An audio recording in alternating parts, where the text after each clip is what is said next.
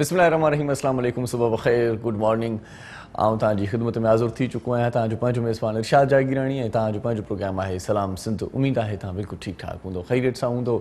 अॼु सुबुह सां इहा ख़बर पई त नवाबशाह ऐं उनजे आसपास ज़िलज़िले जा झटका महसूस थिया आहिनि। चंद सेकंडनि जा इहे झटका ज़िलज़िले जा सभिनी नवाबशाह वासियुनि पंहिंजनि अखियुनि सां ॾिठा। सुबुह जो सवेर रब करीम खे ॿाॾायूं पए, अज़ानूं अची वियूं।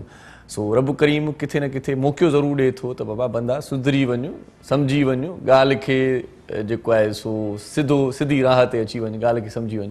सो रब करीम जी बारगाह में असीं दुआ कयूं था त सभई सिंधवासी, सभई देशवासी, सभई जेकी मुल्क पाकिस्तान में रहनि था या जेको पूरो आलम आहे उहो अहिड़नि आफ़तुनि खां महफ़ूज़ रहे।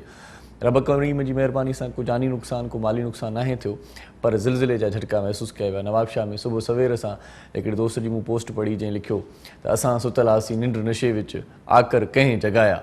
सो इहो रब करीम आहे। हूअं त पाण पंहिंजे मर्ज़ीअ सां पंहिंजे गफ़लत वारी निंड में, अघूर निंड में सुतल हूंदा आहियूं। रब करीम हिकिड़ो ॿीहर मौक़ो ॾिनो ऐं थोरो ईअं झिझोड़ियो, थोरो ईअं माना ईअं ललकारियो त तव्हां पंहिंजी सिधी राह ते, पंहिंजी सिधी वाट ते अची वञो।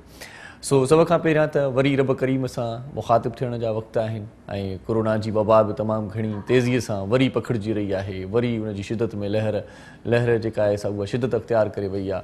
सो इन ॾिस में तव्हां असां सभिनी खे रब करीम खे ॻाल्हाइणु घुरिजे। आख़िरी दर इहो ई आहे, आख़िरी हरबो इहो ई आहे ऐं आख़िरी मसइले जो हल इहो ई आहे त पाण जॾहिं रब करीम चाहींदो त सभई असां मसइलनि मां निकिरी वेंदासीं। सो रबिल आलमीन जे हुज़ूर में अॼु वरी दुआ आहे त तव्हां सभई ठीकु ठाक ख़ुशबाश हुजो, पंहिंजनि सां गॾु हुजो, बीमारियुनि खां परे हुजो, बेरोज़गारी तव्हांजो नसीब न हुजे, रोज़गार सां हुजो, परेशानियुनि खां तव्हां इलाही इलाही इलाही परे हुजो ऐं सूंहं वारनि माण्हुनि सां रहो, पाण बि सुहिणा माण्हू रहो। ऐं ख़ूबसूरती न सिर्फ़ु चहिरे में हूंदी आहे, पर ख़ूबसूरतीअ जो हिकिड़ो मिसाल इहो बि आहे त जेकॾहिं तव्हांजे अख़लाक़ में ख़ूबसूरती आहे, जेकॾहिं तव्हांजे रवैये में ख़ूबसूरती आहे, जेकॾहिं तव्हांजे ॻाल्हाइण में ख़ूबसूरती आहे, जेकॾहिं तव्हांजे लफ़्ज़नि में ख़ूबसूरती आहे, त तव्हां हर ॾिसा, हर हंधि, हर जॻह ते तव्हांखे इज़त मिलंदी, मान मिलंदो। उहे माण्हू जेकी तव्हांजी मुखालिफ़त बि कंदा हूंदा, पर जॾहिं यकीननि उहे तव्हां सां मिलंदा ऐं तव्हांजी जेका शीरी गुफ़्तार आहे, तव्हांजो जेको लबो लहजो आहे, तव्हांजो जेको इख़लाक़ आहे, तव्हांजी जेका न्याज़मंदी आहे, तव्हांजी जेका आजिज़ी आहे, उहा उन्हनि माण्हुनि खे पंहिंजो करे वठंदी ऐं उहे माण्हू वरी पोइ मिसाल ॾींदा त यार असां ग़लति हुयासीं, माण्हू अहिड़ो न आहे, माण्हू ॾाढो भलो आहे, सेबतो आहे। सो इन सेबताईअ जे लाइ अख़लाक़ इंतिहाई लाज़मी आहे। अख़लाक़ हर जॻह ते हुजे, पोइ कारोबार में हुजे, रिश्तनि में हुजे, प्यार में हुजे। तव्हांखे अख़लाक़ तव्हांजे भाग खे खटाईंदो, तव्हांजा भाग न्यारा कंदो ऐं तव्हां तमामु घणियूं मंज़िलूं तइ कंदो। सभ खां पहिरियां त इहा ॻाल्हि आहे त तव्हां अख़लाक़ खे पंहिंजे खे दुरुस्त कयो ऐं तमामु घणी आजिज़ीअ वारा माण्हू मूं ॾिठा आहिनि त उहे तमामु घणी इज़त, मान ऐं मर्तबो माणींदा आहिनि। अॼु ख़ैरनि सां ॾियारो आहे अंगारे जो ऐं 15 डिसंबर जो ॾियारो आहे ऐं 15 डिसंबर ते अॼु नामियारे अदीब, मुहक़िक़ ऐं स्कॉलर अयाज़ क़ादरी साहिब जी अॼु 23वीं वरसी बि आहे। ऐं अयाज़ क़ादरी साहिबु उहो माण्हू आहे जेको कराची यूनिवर्सिटी में सिंधी शोबे जो पहिरियों जेको आहे सो अॻवान रहियो, सरवान रहियो। ऐं अयाज़ क़ादरी साहिब जो वालिद साहिबु ग़ुलाम सरवर क़ादरी पिणु गज़ल जो हिकिड़ो ॾाढो सुहिणो शाइर हुयो, ॾाढी सुहिणी शाइरी कंदो। अयाज़ क़ादरी बि न ॼाण केतिरा ई किताब लिखिया। अयाज़ क़ादरी साहिब जो जेको इल्मु आहे, हुनजो जेको फ़न आहे, हुनजो जेको फ़िक्र आहे, उहो ताहयात तव्हां असां सां गॾु आहे। ऐं उन ते पाण कचहरी बि कंदा आहियूं, मुख़्तलिफ़ महफ़िलुनि में, मुख़्तलिफ़ ईअं खणी चऊं त तक़रीबुनि में अयाज़ क़ादरीअ खे अॼु ट्रिब्यूट बि पेश कयो वेंदो। अयाज़ क़ादरीअ जी अॼु वरसीअ जे ॾियारे ते उनखे यादि बि कयो वेंदो।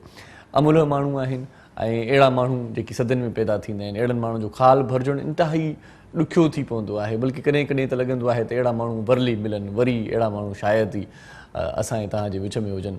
पर सच पुछो त जहिड़े नमूने सां उहे ज़िंदगी खारे विया आहिनि ऐं जहिड़े नमूने सां इल्मु अदब जी ख़िदमत कई अथऊं, जहिड़े नमूने सां उन्हनि पाण पतोड़ियो आहे, उन्हनि ॾसियल राहुनि ते असीं ऐं उन्हनि किताबनि खे पढ़ी करे अॼु बि असीं पंहिंजी ज़िंदगीअ खे सुहिणे नमूने सां रवां दवा रखियूं वेठा आहियूं।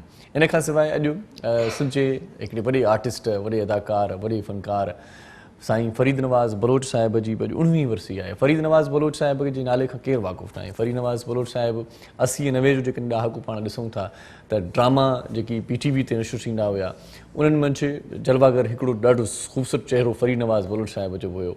ऐं फ़रीद नवाज़ बलोच साहिब जी अदाकारीअ जा जोहर ऐं उनजी अदाकारीअ जो जेको स्टाइल हुयो, ऐं जेको अंदाज़ हुयो, जेका डायलॉग डिलीवरी हुई, उहा सभिनी जी समाअतुनि में अॼु बि जेकॾहिं मां जॾहिं नालो खयों आहे त तसवुराती तौर ते अची वई हूंदी, ख़्याली तौर ते उनजी तस्वीर तव्हांजे साम्हूं अची वई हूंदी।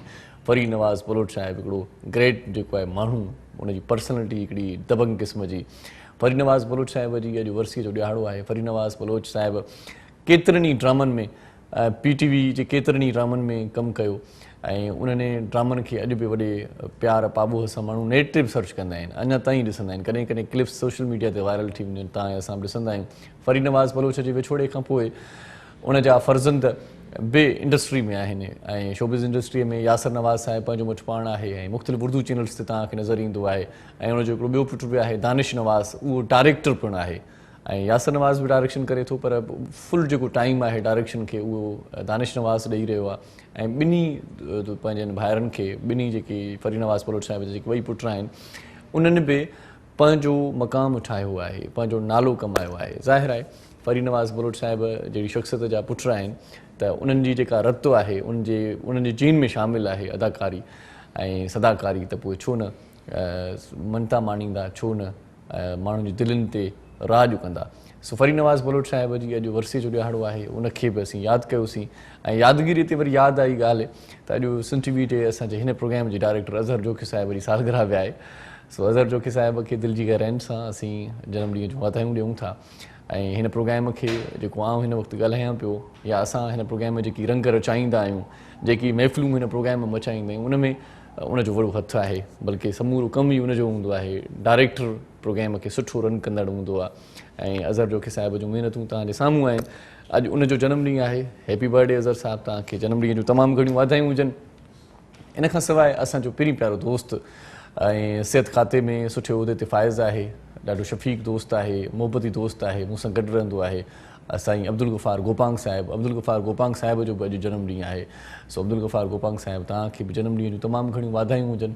तव्हांजे लाइ बि असीं दुआ कयूं था त जिते हुजो शाला सुखिया हुजो, रब करीम अव्हांजी हर विख कामयाबीअ ॾांहुं वधाए ऐं तव्हां जंहिं बि मंज़िल जी ॻोल्हा में आहियो, जंहिं मंज़िल जी जुस्तजू में आहियो, जंहिं मंज़िल जी तलाश में आहियो, उहा मंज़िल तव्हांखे फौरी तौरु मिली वञे। हैप्पी बर्थडे अब्दुल गफ़ार गोपांग साहिबु। इन खां सवाइ अॼोके प्रोग्राम में छा तरतीब हूंदी, कहिड़ी कचहरी कंदासीं, असां तव्हांखे पहिरियां बि ॿुधाए चुका आहियूं काफ़ी भेरा त असां पंहिंजे प्रोग्राम जी का प्रॉपर हिकिड़ी वॾी जेका आहे सा डिघी का प्लैनिंग न हूंदी आहे असांजी, पर असां चाहींदा आहियूं त जेका नॉर्मल कचहरी हूंदी आहे ऐं उन्हनि कचहरियुनि मंझां जेकी ॻाल्हियूं निकिरंदियूं आहिनि, उन्हनि ॻाल्हियुनि में ॾाढो मज़ो हूंदो आहे, चस्क हूंदो आहे। प्लैनिंग सां जेके कयल शयूं हूंदियूं आहिनि उहे आर्टिफिशियल लॻंदियूं आहिनि, माना त हीउ ठाहे ठुके ऐं हिकिड़ो ज़हन ठाहे करे ऐं उनजो जवाबु ऐं सुवालु ठाहे करे पेश करणु, उहो असांखे थोरो मुनासिबु नाहे लॻंदो। सो मौज़ूज़ महिमान जेके ईंदा आहिनि असांजे प्रोग्राम में, कॾहिं कॾहिं उहे बि पुछा कंदा आहिनि त साईं अॼु मौज़ू छा हूंदो। मूं चयो मौज़ू इहो ई आहे त मोहबत, प्यार मोहबत ॾे, मोहबत वठु, मोहबत में मज़ो आहे।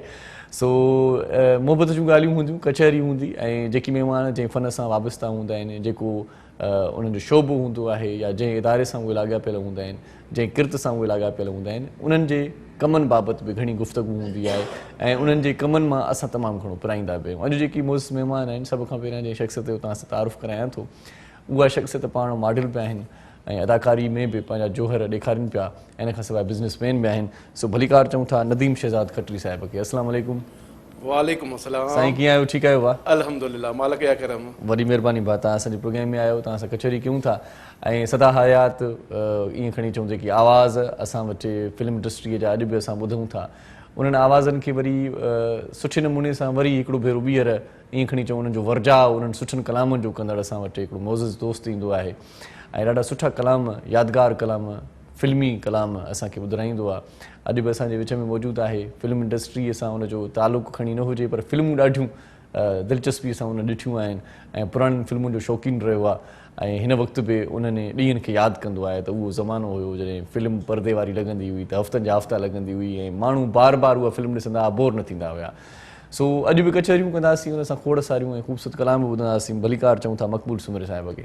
साईं अस्सलाम वालेकुम। वालेकुम सलाम। कीअं आहियो साईं? ठीकु आहियो? शुक्र अल्हम्दुलिल्लाह। वॾी महिरबानी, लख थोरा तव्हांजा। तव्हां बि क़ीमती वक़्तु सीट आहियो, असांजे प्रोग्राम में शामिलु थियो ऐं अॼु बि मौसीक़ी ते साथ ॾींदो मोहरम नाज़ साईं असां सां गॾु आहे, उनखे भलीकार चऊं था। अस्सलाम वालेकुम, ख़ुशि आहियो? तबियत ठीकु आहे? वॾी महिरबानी ऐं अज़हर साहब खे बि सालगिरह जूं बि मुबारकूं। हन साईं अज़हर साहिब खे सालगिरह जी मुबारकूं। केक असां हिकिड़ो त कटे चुकासीं कल्ह ऑफ एयर, पर अॼु वरी सालगिरह जी विश बि कयूं था। ऐं जेकॾहिं अॼु बि केक ईंदो त असांखे को बि एतिराज़ न आहे। बिल्कुलु रेडी आहे।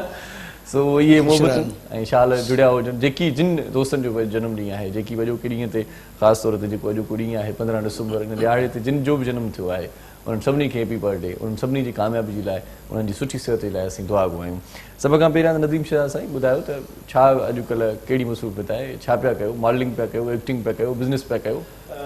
बादशाह हींअर पंहिंजे बिज़नेस में बिज़ी आहियूं। अच्छा फील्ड खे फ़िलहालु थोरो कुझु साल छॾे ॾियो आहे। अच्छा अच्छा ज़ाहिरी ॻाल्हि आहे, अब वाल जी डेथ खां पोइ कारोबार मूंखे संभालणो पवे थो। ओहो अच्छा अच्छा बाक़ी दोस्त घुराईंदा आहिनि, हा हा पोइ का मॉडलिंग थी वेंदी आहे या वन डे जो कोई शो हूंदो आहे त हुन में इनवाइट सही। कंदा ईंदा आहियूं। सही सही सही सही माना शो बि सां लाॻापियल ईअं आहियूं। अच्छा अच्छा माना ईअं खणी चऊं त फील्ड खे नज़र में रखियो अथव त केरु किथे छा पियो करे। जी जी जी ऐं पोइ कॾहिं कॾहिं वरी चवंदा यार इन खां वधीक सुठो त मां वियुसि, मां वञा त ॾाढो भलो करे अचां, ईअं न? बिल्कुलु थिए थो, बिल्कुलु सही ॻाल्हि आहे। वाह वाह मक़बूल साईं, तव्हां ॾियो हाल बचाव आहे, सर्दी बि अची वई आहे, सीउ बि अची वियो आहे, ऐं कराची में घटि आहे, बराड़ी में वधीक आहे। न बर्दाश्त जेतिरी आहे सर्दी, जेके सर्दियूं माज़ीअ में हूंदियूं, पुराणे ज़माने में हूंदियूं, उहे न आहिनि। लॻे थो इहा आस्ते आस्ते जेके हाणे पवे थी इहा बि ख़तमु थींदी। जॾहिं को कोटिया जो की लहर आई, उन करे असर अॼु थोरो सीउ आहे, अॼु हवाऊं खुलियूं आहिनि। कराची में जॾहिं रस्ते मां अचूं पिया त थोरियूं हवाऊं मतिलबु महसूसु थियो, छा हुननि जो महसूसु थियो? न इहे 2 ॾींहं थियनि थियूं, वरी 2 ॾींहं पंहिंजो पाण घटि थो थी वञनि।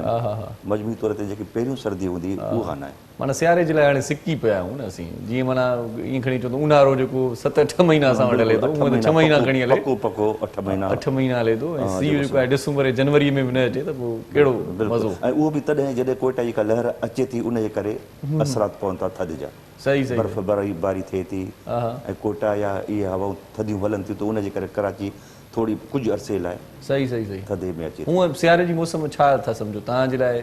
तव्हांजी जेका तव्हांजो जेको मूड मिज़ाज आहे, तबियतुनि खे मैच कंदो आहे इहो इहा मौसम? इन मौसम में वधीक घुमण फिरण जो मज़ो हूंदो आहे? भाउ इरशाद, हक़ीक़त इहा त अलाह ताला जेके 4 मौसमूं पैदा कयूं न, हर कंहिंजो पंहिंजो रंग आहे, हर कंहिंजी पंहिंजी हिकिड़ी ख़ूबसूरती आहे। जेकॾहिं मुस्तक़िल सर्दी हुजनि त असां गर्मी जे लाइ सिकूं, जेकॾहिं मुस्तक़िल तौर ते गर्मी हुजनि, हे त हिकिड़ो मक़सदु इंडस्ट्रियल वधंदी थी वञे त थोरो हाणे हिते वठूं हिकिड़ी नंढड़ी साई, हा वरी साईअ जो वक़्तु हलियो वञे, वरी साईअ लाइ बि सिकूं। पर पहिरियों भाउ अज़हर खे मां स्पेशली दुआ बि ॾियां थो, अलाह ताला डिघी जमार करे ऐं सालगिरह मुबारक हुजे। वाह वाह वाह साईं, हैप्पी बर्थडे साईं। ॿीहर ऐं हिकिड़ी नंढड़ी साही तव्हां ऐं असां वठूं था, मोटी अचूं था, कचहरी कयूं था। वञो केॾा में ॾिसंदा रहिजो। सलाम सिंध। मुझे सिंध के सलाम सलाम सुन, शहानी है हमन छोटे पैगाम, मुझे सिंध के सलाम सलाम सुन। साईं बेटा सभिनी खे पंहिंजे प्रोग्राम सलाम सिंध में हिकु भेरो वरी भली कार चवां थो। ऐं गॾोगॾु जीअं पाण शुरू में इंट्रो में ॻाल्हि कईसीं त पुराणा सदाबहार कलाम बि तव्हांखे ॿुधाईंदासीं। सो मक़बूल सूमर साहिबु असां सां गॾु आहे, त मौजूदगी जो भरपूर फ़ाइदो वठूं था ऐं सुबुह सुबुह जे हिन थधड़े पहर में हिकिड़ो सुहिणो कलाम ॿुधूं था उन्हनि जे मिठड़े आवाज़ में। उन खां पोइ प्रोग्राम जी तरतीब खे अॻिते वधायूं था, कचहरी जो सिलसिलो कंटिन्यू कंदासीं। जी मक़बूल साईं।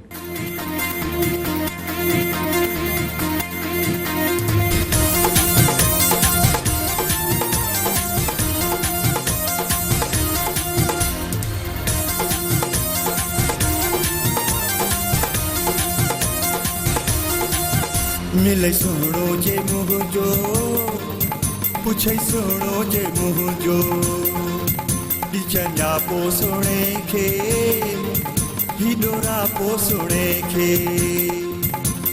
काथे आही काथे नाही, कदें तो मूंसां मिलण तो चाही, सोना सोना सोना सोना सोना। कदें कराईंदे मूंखे पंहिंजो दीदार चइजां, मुझे सोने के सलाम ऐं प्यारो चइजां, मुझे सोने के सलाम, सोने सोने के सलाम ऐं प्यारो चइजां। कॾहिं कराईंदे मूंखे पंहिंजो दीदार चइजां, मुझे सोने के सलाम ऐं प्यारो चइजां, मुझे सोने के सलाम, सोने सोने के सलाम ऐं प्यारो चइजां।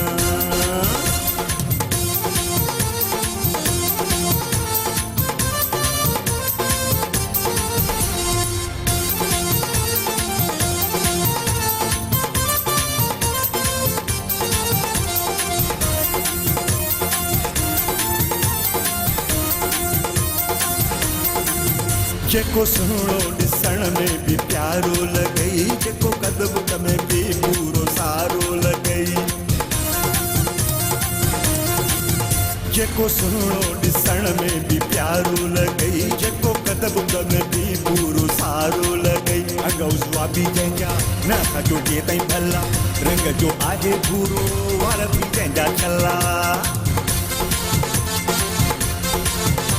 तुंहिंजो आहे तो बिन्ही संसार चइजां, मुंहिंजे सोणे खे सलाम ऐं प्यारो चइजां, मुंहिंजे सोणे खे सलाम, सोणे सोणे खे सलाम ऐं प्यारो चइजां।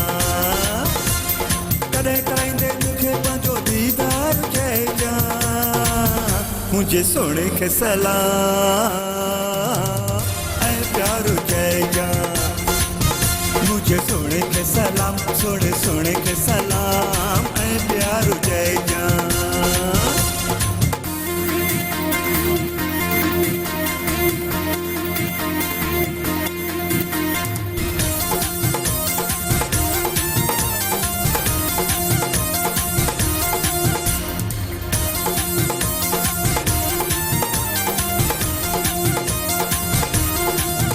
इहो पुछजांसि मूं वटि कॾहिं थो अचे, या घुराइबो मूंखे मूं ॾे न्यापो मुंहिंजे। इहो पुछजांसि मूं वटि कॾहिं थो अचे, या घुराइबो मूंखे मूं ॾे न्यापो मुंहिंजे। ॾींहं गुज़री विया ॾाढा, मिलण लाइ मांदो आहियां, पंहिंजे दिलि भर जो चहिरो ॾिसण लाइ मांदो आहियां। मिले बस हिकु बार चइजां, मुंहिंजे सोणे खे सलाम ऐं प्यारो चइजां, मुंहिंजे सोणे खे सलाम, सोणे सोणे खे सलाम ऐं प्यारो चइजां। कॾहिं कराईंदे मूंखे पंहिंजो दीदार चइजां, मुंहिंजे सोणे खे सलाम ऐं प्यारो चइजां, मुझे सोने के सलाम, सोने सोने के सलाम ऐं प्यारो चइजां।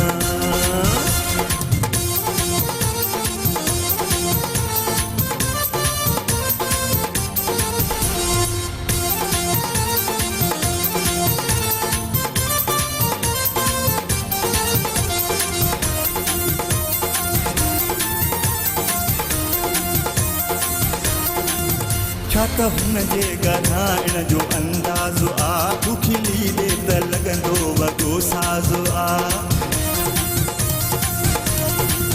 छा त हुन जे ॻाल्हाइण जो अंदाज़ो आ, जेकी लीले त लॻंदो वॻो साज़ो आ। निडर महबूब मुंहिंजो सफ़ा आहे माण्हू, सॼी थड़ीअ में आहे खड़ मोतीअ जो दाणो।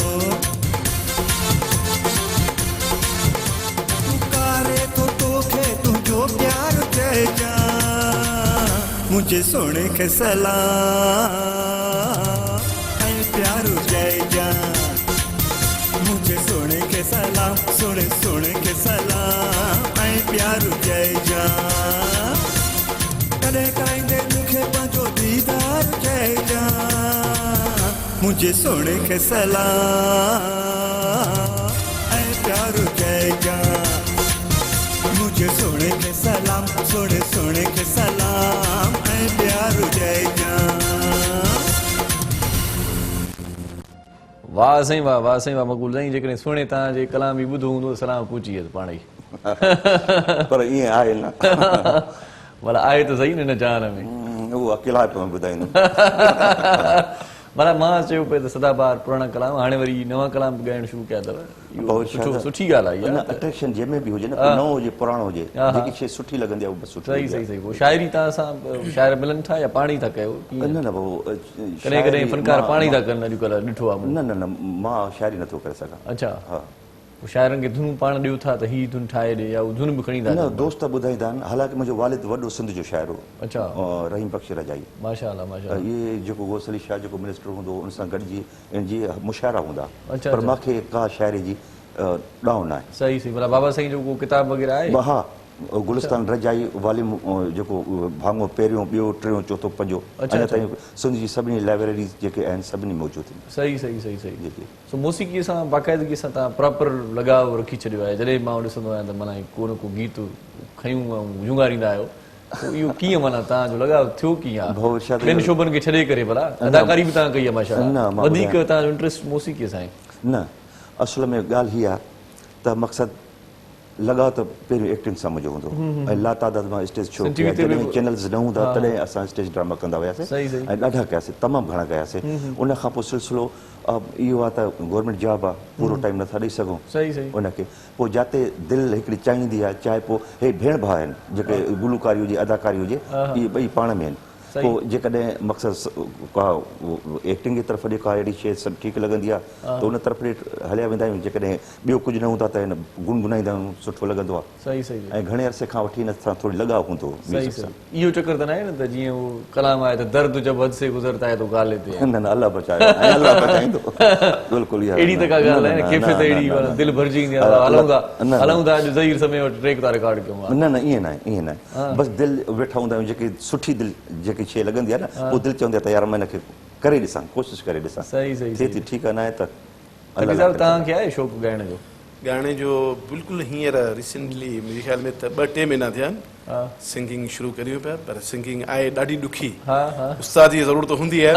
हाणे उस्ताद जी तलाश में को सुठो उस्ताद मिली वञे मां ॾे अचु, मां सेखारींदो।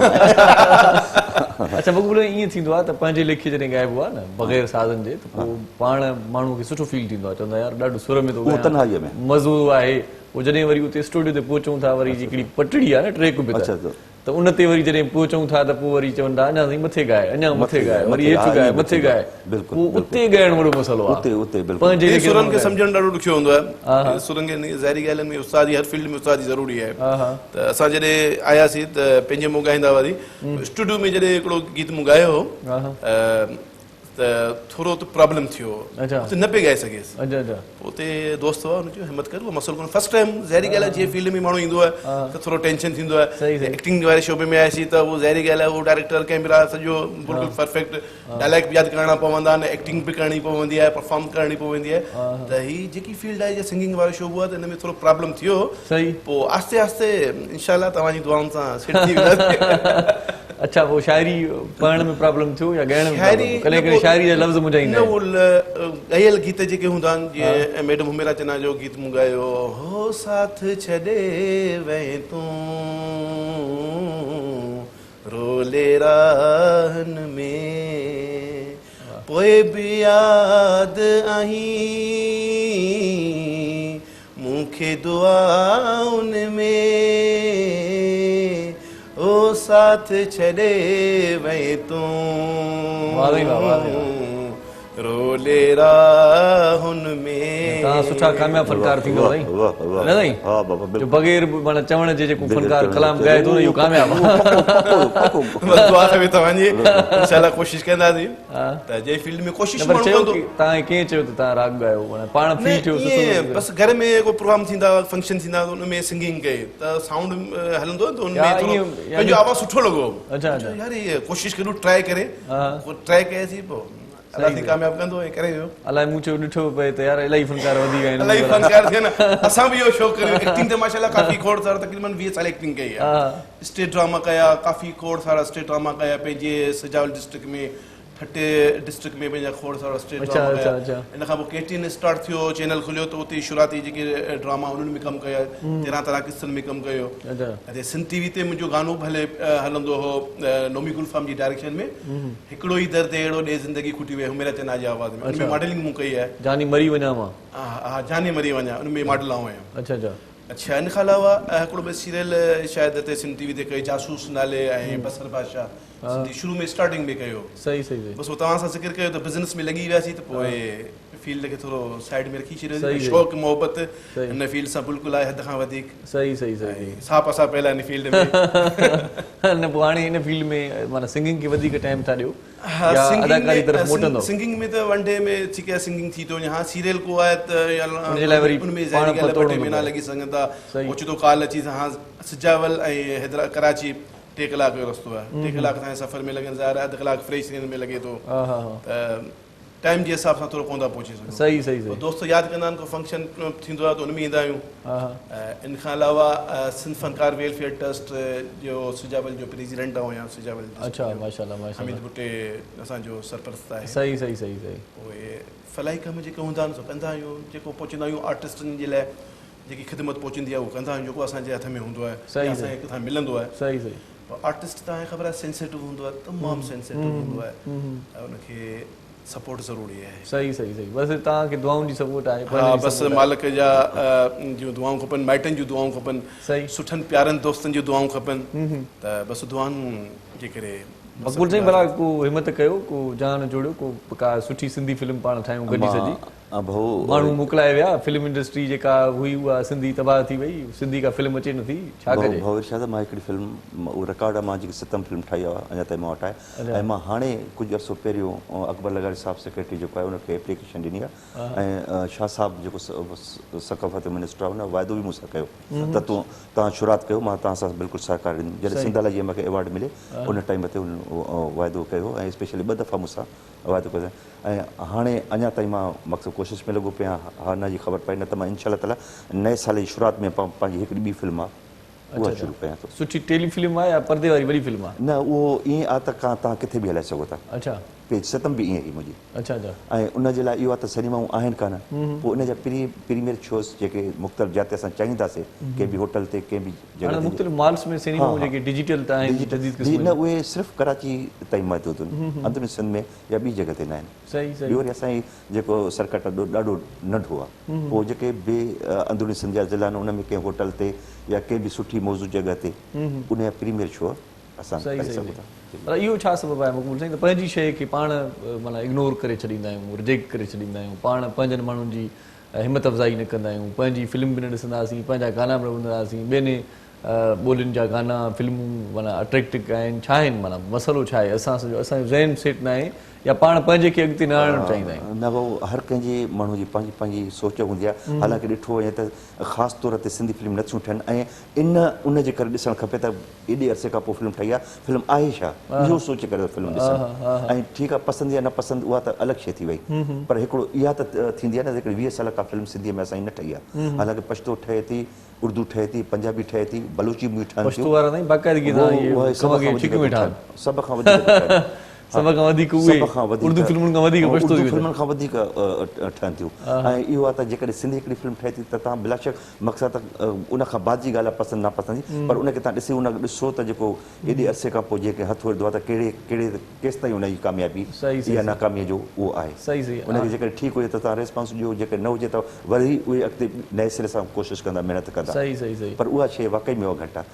इन जो इहो बि वजह आहे हाणे घर घर में टेलीविज़न बि नथा ॾिसनि हाणे व्हाट्सअप आहे हर जॻह ते सोशल मीडिया त उहा शइ असर त पियो आहे हिन में को शक न आहे. पर पोइ बि असां जेके मक़सदु जेतिरे ताईं करे सघूं था जेको असांजे वस में सही सही. इन ते पाण ॻाल्हायूं था फिल्म ठहंदी त ज़ाहिर आहे त उहा सोशल मीडिया ते अची वेंदी ऐं हुन जूं क्लिप्स जेके आहिनि से कटे माण्हू व्हाट्सएप बि कंदा. नंढी साई वठूं था वञो केॾांहुं न असां सां गॾु रहिजो ॾिसंदा रहिजो पंहिंजो प्रोग्राम सलाम सिंध.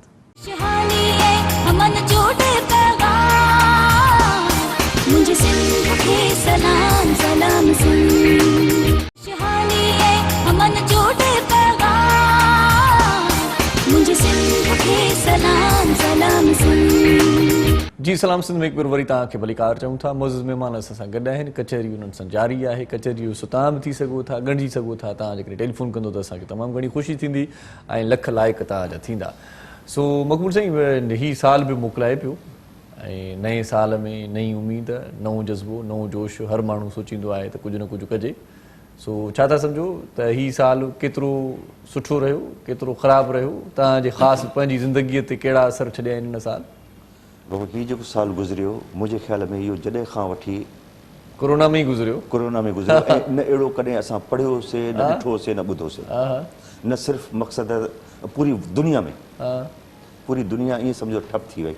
हाणे उन में केतिरो नुक़सानात थिया हूंदा केतिरी मक़सदु आहे सभ जे साम्हूं आहे. पर अलाह ताला खां दुआ इहा त परवरदिगार हाणे जेकी ॿीहर वबा या उथी आहे उहा ख़तमु थी वञे ॿीहर इहा न थिए. 2021 माना वायरस खां पाक हुजे. अलाह ताला करे वायरस खां पाक हुजे. ऐं अहिड़ी कशीदगी न थिए जेकी माज़ी में थी. सॼो साल इन टार्चर में इन टेंशन में गुज़रियो. बुख बदहाली बेरोज़गारी हर उन ते बुख बदहाली बीमारी क़ैद में गुज़रियो. क़ैद बि गुज़रियो ऐं उन खां हटी करे जेको ख़ौफ़ हूंदो सभ खां वधीक दुश्मन ख़ौफ़ हूंदो आहे. हालांकि ख़ौफ़ को वजूद न आहे. ख़ौफ़ आहे न, जीअं हीअ टेबल आहे त हीअ टेबल आहे. ख़ौफ़ आहे न असां पाण ते, पर ईअं तारी था कयूं का शइ ॼण असां मथां सुर ते. सही नफ़्सियाती मरीज़ थी विया माण्हू. ऐं यकीनन हिकिड़ी इहा बि ॻाल्हि आहे त तशवीशनाक मामिलो त पंहिंजी जॻह ते आहे. सूरत-हाल इहा आहे त केस वधनि था पिया. उहे ॾिसूं था या ॿुधूं था त पोइ ज़ाहिर आहे त माण्हू परेशान. वरी अफ़सोस इहो बि थिए थो, ख़बर बि आहे वधनि था ऐं एहतियात पोइ बि असां में कान्हे को. सही ऐं इन शइ ते जेकॾहिं कंट्रोल कनि त पाण लाइ फ़ाइदो आहे. जे अल्लाह न करे ख़ुदा न करे घर जो हिकिड़े फ़र्द खे थी पवे त सॼो घर डिस्टर्ब.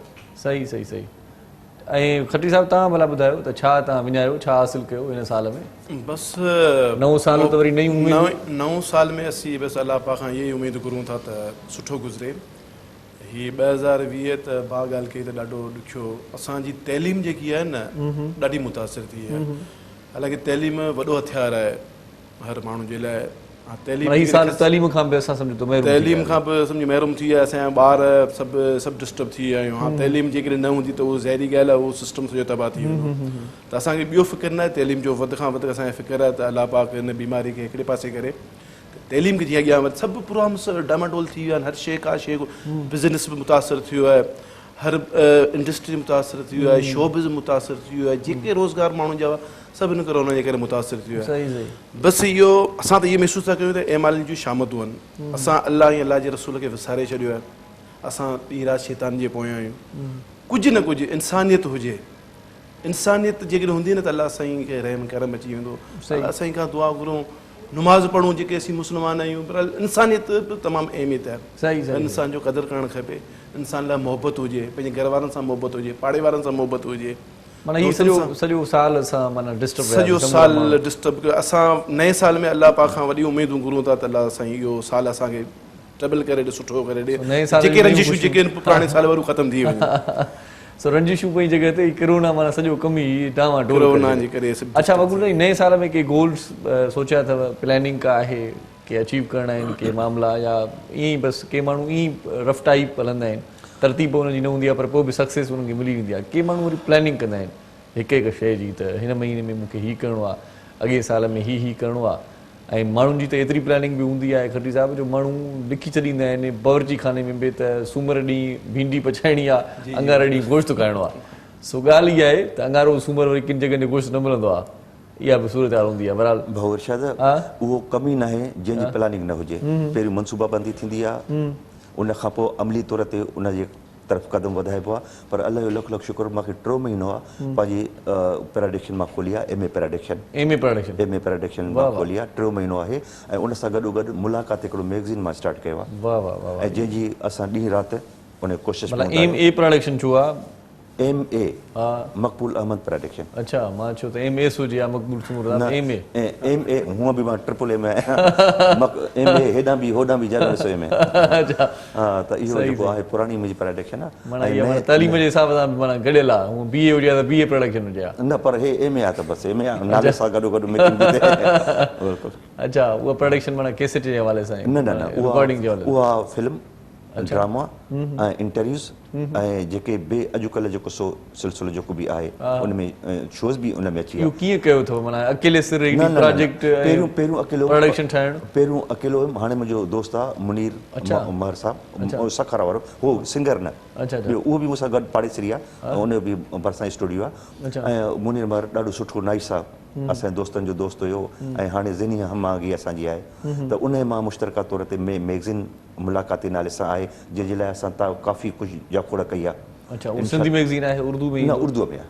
मैगज़ीन उर्दू में आहे. ऐं जेको असांजी पैराडिक्शन उन में सभु कुझु आहे. सिंधी बि आहे, उर्दू बि आहे. ऐं जेको मक़सदु आहे त इहो शोबिज़ वारो हिसाब आहे. सही. छा था सम्झो हिन मां शौक़ जो पूरा थींदो या हुन मां का इनकम बि थी सघे थी, छो त मां ॾिठा आहिनि जेके मैगज़ीन कढनि था उहे वॾा वीचारा लुतरियल आहिनि। न ही चवंदा यार मैगज़ीन हिकु त कोई वठे कोन थो, एज़ाज़ी कापियूं बि उन्हनि जूं वञनि थियूं, स्टॉल ते ॾियूं था त अधु क़ीमत में उहो वठे थो, वरी उनजा पैसा न मिलंदा आहिनि। हिकिड़ो वॾो जफ़ाकशी जो कमु अथव, वरी बि सोचे वठो। भाउ छा त मां अर्ज़ु तव्हांखे कयां, उहो ई मां तव्हांखे थोरी देरि पहिरीं चयो, सभ खां पहिरीं मज़बूत हूंदी आहे प्लानिंग, मनसूबाबंदी, उन खां पोइ थींदो आहे अमल। ऐं हे मुंहिंजो वाहिद मैगज़ीन आहे जंहिंजा 5000 खां वधीक इंशाअल्लाह ताला मुंहिंजा सालाना मेंबर हूंदा। अच्छा। ऐं जेके बि ख़ानदान अंदरूनी सिंध में आहिनि न, जीअं जतोई थी वियो, चांडियो थी वियो, उमरानी थी वियो, सुमरो थी वियो, अबड़ो थी वियो, ऐं उन्हनि खे मां तरतीब सां हलाईंदुमि, ख़ानदान खे चुजिरे खे हलाईंदुमि, उन में पूरो उन शहरनि जी हिस्ट्रीअ खे हलाईंदुमि।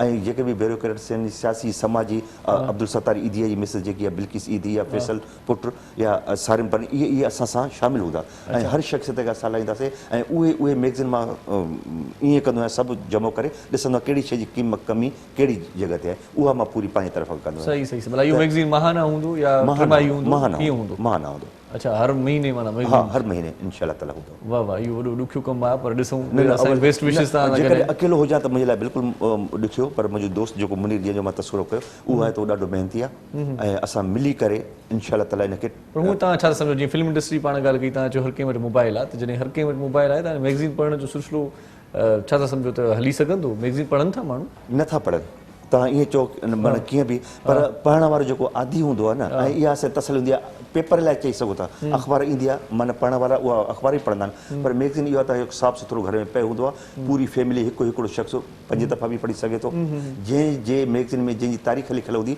उहो मुंहिंजे ख़्याल में 10 साल बि महफ़ूज़ करे रखंदो। सही अॻे ईअं हूंदो हुयो त सफ़र दौरान बि पाण सफ़र दौरान रिसालो या मैगज़ीन वठी पढ़ंदा रहंदा हुआसीं। असां ईअं कंदासीं, गॾु सफ़र करिणो हूंदो न, जॾहिं चवंदासीं भाउ सफ़र ईज़ी गुज़रे, 2-4 कलाक पढ़ंदासीं, निंड घणी ईंदी, पोइ सफ़र सुठो आराम में गुज़रंदो, ईअं हूंदो। हाणे त माना उहे सिलसिला न, पर हे जेको असां कयो आहे न, इहो वक़्तु हालात जे हिसाब सां तव्हां ॾिसंदो त बहितर लॻंदो। ऐं माण्हू केसि ताईं हिते ईअं आहे त कंहिं हर शइ जो हिकिड़ो टाइम मख़सूस आहे, जीअं टीवीअ जो टाइम हो, चैनल जो टाइम हो, डिश जो टाइम हो, ॾिसजो हे जेको सोशल मीडिया हले थो, वधंदी नयूं शयूं ईंदियूं, रोज़ रिसर्च थी थिए, एतिरी थी थिए जो नयूं शयूं थियूं ईंदियूं वञनि। पर हे जेको आहे न, हिन में ईअं न आहे त असां ठाहियोसीं कंहिं न ॾिठो, ईअं न थींदो।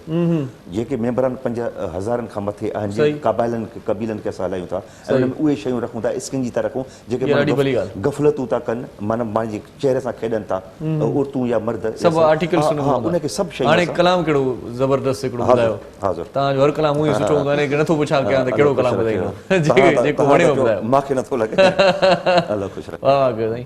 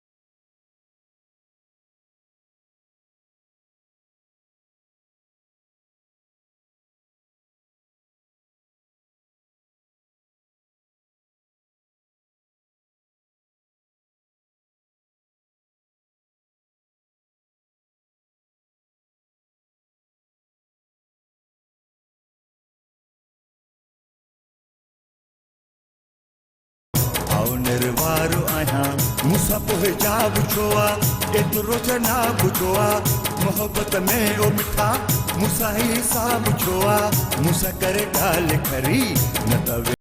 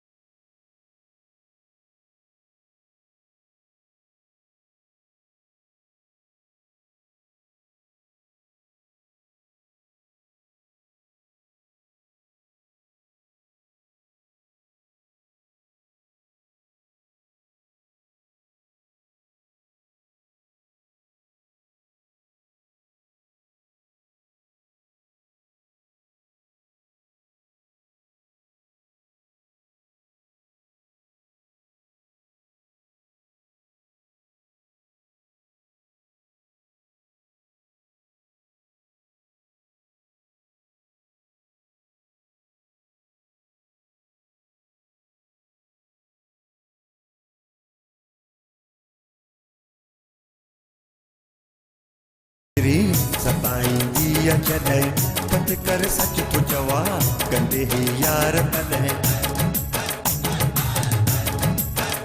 हाँ सिक तुंहिंजी उबरी सताईंदी जॾहिं पट कर सच थो चवा कंदे ही यार तॾहिं ईंदो आहे तोखे ॾिसण पंहिंजो कमुकार छॾे नाहे परवाह भली चरियो संसार सॾे मूंखे क़बूल पहिरीं हर इल्ज़ाम आहे प्यार तोसां त कयो मुसरे आम आहे छा मिलई थो जो यार मूंखे पियो तड़पाई छा मिलई थो जो यार मूंखे पियो तड़पाई घर वेठो आहियूं तां यार पियो चवराई कोन्हे को चौसे त कोने को घर कोने को साहब कोने को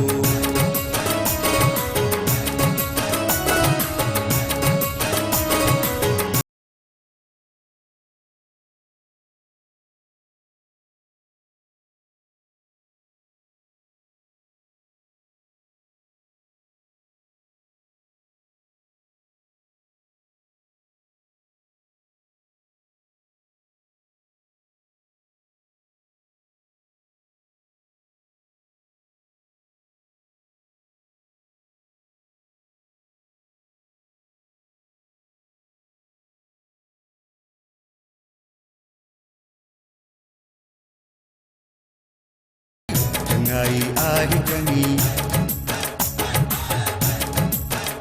हाँ एॾो मगरूर न थी वॾाई नाहे चङी जेतिरो कर थी सघई चङाई आहे चङी प्यार जी ॻाल्हि कजे कुझु त ख़्यालु कजे सिक वारे जो पूरो वही त सुवालु कजे कोई ॾुख सूर सनम हलण जो यार चाहे लवाए छा लाइ माण्हू मिलण में यार चाहे तूं त रुगो जानी ज़बानी पियो तो सॾेराई तूं त रुगो जानी ज़बानी पियो तो सॾेराई घर वेठो आहियूं तां यार पियो चवराई कोन्हे को चौसे त कोन्हे को घर कोन्हे को साहब कोन्हे को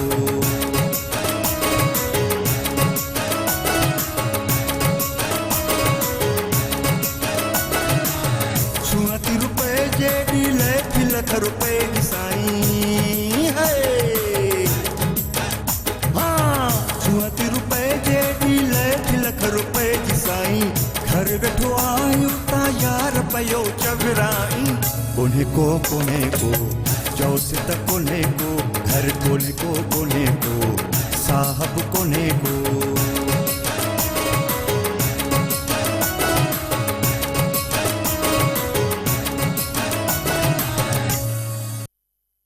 वाह साईं वाह कॾहिं कॾहिं वरी ईअं थींदो आहे जो ॿार वरी ॿाहिरि निकिरी ॿुधाईंदा आहिनि त अबा चवे थो त घर कोन आहियां मां सुनहरी साई वठूं था ऐं खिल भोग मस्ती मज़ाक जो प्रोग्राम जारी आहे ॾिसंदा रहिजो सलाम सिंध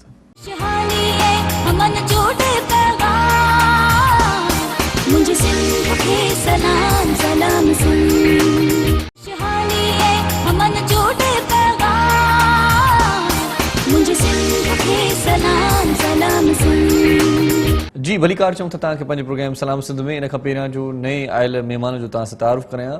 सभ खां पहिरियों तव्हांखे अख़बार पढ़ी ॿुधायां थो. रोज़ानो सुबुह जो जेकॾहिं अख़बार पढ़ंदो त मुल्की सूरत खां तव्हांखे आगाही मिलंदी. ॾेह पर ॾेह जूं ख़बरूं, पंहिंजे तर जूं ख़बरूं, पंहिंजे इलाइक़े जूं ख़बरूं तव्हां ताईं पहुचंदियूं. ऐं तव्हां किथे बि कंहिं बि कचहरीअ में वेहंदो त तव्हांखे ॻाल्हाइण जी सघ हूंदी ऐं तव्हां मुख़्तलिफ़ मामलनि खां तव्हांखे अॻु में ई ॼाण हूंदी त उन कचहरीअ जा तव्हां मोर बि थी सघो था.